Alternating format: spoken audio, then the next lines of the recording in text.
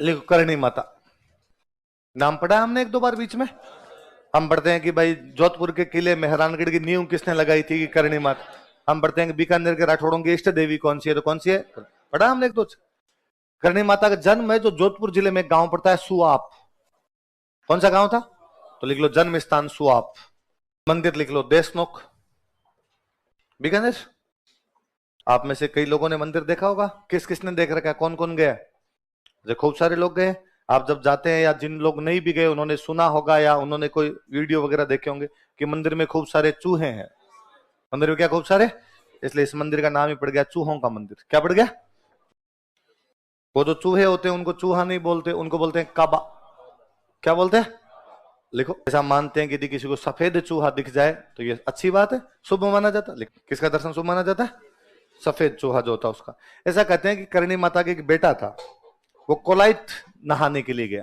कहां पे नहाने के लिए गया, कोलाइत में झील हम पढ़ते हैं, सत्यनारायण पूर्णिमा कोलाइत में बड़ा मेला लगता है, वहां पे नहाने के लिए गया। पैर फिसलने से उसकी मृत्यु हो गई। कोलाइत झील में डूबने से उसकी क्या हो गई, मृत्यु। कहते करणी माता ने अपने उस बेटे को जिंदा किया और जिंदा करने के बाद कहा आज के बाद कोई भी मेरा बेटा मुझे छोड़ के कहीं नहीं जाएगा।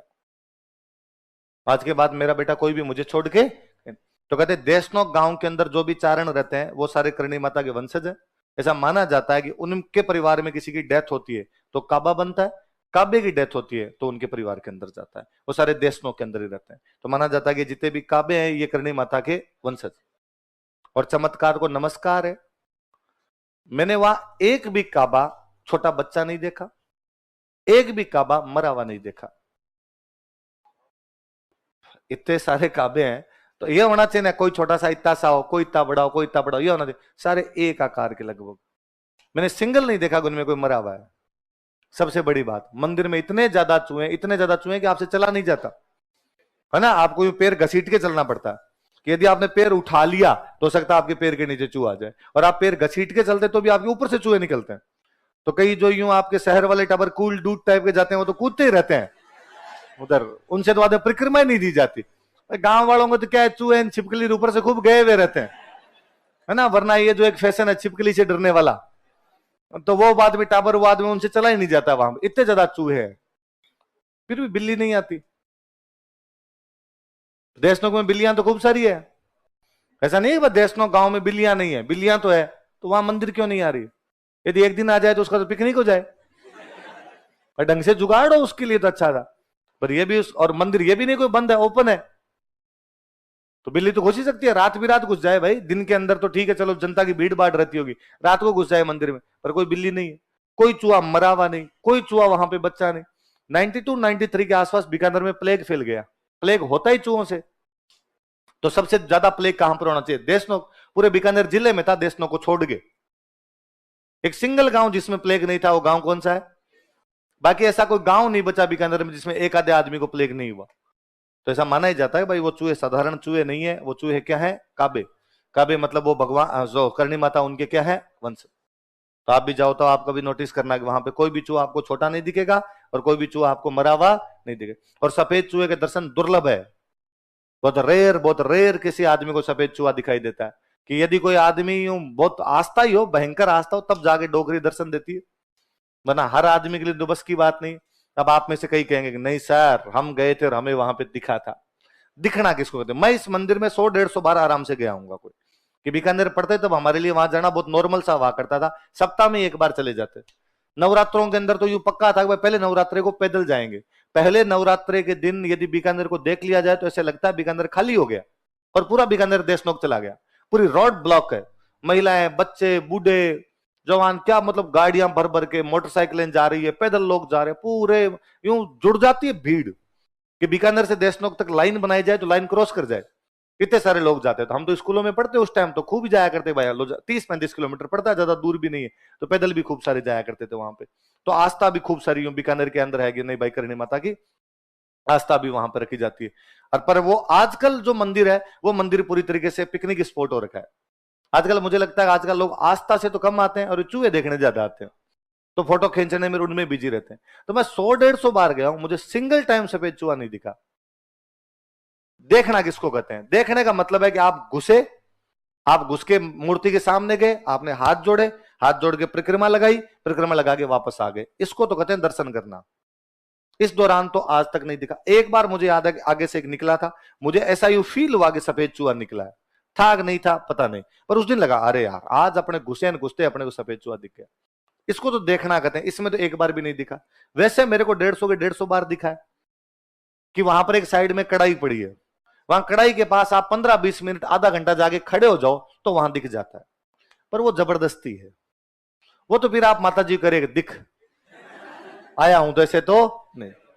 डोकरी जिस दिन भला करेगी उस दिन खुद ही दर्शन दे देगी, और यदि आपकी भक्ति में कहीं ना कहीं कमी है तो तब तक आपको डोकरी दर्शन है नहीं। तो अपने मानते हैं कि भाई अपने इतनी अच्छी भक्ति नहीं करते होंगे डोकरी को कि डोकरी को ये लगे कि इसको दर्शन देने चाहिए। वहां जाके उस कढ़ाई के पास में, जब वहां तो जितनी बार गए हमेशा खड़े होते हैं, अब तो मेरा जी नहीं करता। शुरू शुरू में जाते तब कहते नहीं सफेद देख के ही जाना है, तो वहां पे खड़े हो जाते हैं। एक वो जो ढोल बजाने वाले हैं उनके पास में जाके खड़े हो जाते हैं। 2-3 लोकेशन है जहां पर वो 15-20 मिनट के अंदर घूमता है, एक आधा कोई सफेद चूहा घूमता है, तो यहाँ पे देख लिया जाए। पर फिर मुझे लगने लगा कि यार ये तो माँ के साथ जबरदस्ती है कि अपने माँ को कह रहे हैं कि नहीं तुझे दिखना ही पड़ेगा, देख मैं इतनी दूर से आया हूं तेरे लिए, अब तो यहाँ पे दिखाई दे। तो आजकल तो मैं उधर जाता है, मैं हाथ जोड़ता हूँ, परिक्रमा लगाता हूँ, बाहर निकल आता हूँ कि जिस दिन राजी होगी माँ उस दिन तो खुद ही दर्शन दे जाएगी, राजी नहीं है तो अपने भाग में नहीं। ऐसे जाते ही मंदिर मूर्ति के सामने गए, परिक्रमा निकाल के बाहर आए। आप में से किस किस को दिखा है? 1 2। तो कि मंदिर जाने वालों में तो अपने खूब सारे लोगों ने हाथ खड़े किए, तो बहुत रेयर रेयर दिखता है वास्तव में। तो ये कोई डोकरी का चमत्कार सा है। ये तो मुख्य मंदिर है, ये जो मुख्य मंदिर है ये तो कौन सा है? देशनोक में क्या बोलते हैं इसको? चूहों का मंदिर। चूहों को क्या बोलते हैं? काबा। और कौन से काबे को देखना चाहिए? इस देशनोक से थोड़ा सा अंदर की तरफ चलते हैं, मतलब गांव की अंदर जो जंगल की तरफ है, वहां पर एक मंदिर और बना हुआ, जिस मंदिर को बोलते हैं नेहड़ी जी। क्या बोलते हैं? नेहड़ी जी बोलते हैं। पहले तो मैं बताता हूं नेहड़ी क्या होती है।